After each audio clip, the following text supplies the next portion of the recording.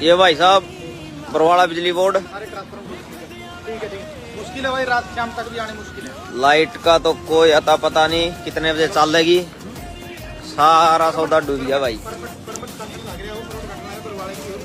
या कॉलोनी देखो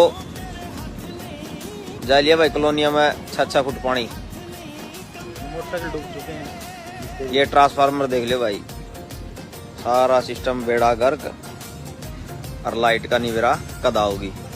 कोई बरवाड़ा का साथी हो नेड़े दो गामा का, 2 दिन लग तो फोन ना करियो भाई लाइट खातर के लाइट भी आ जाएगी।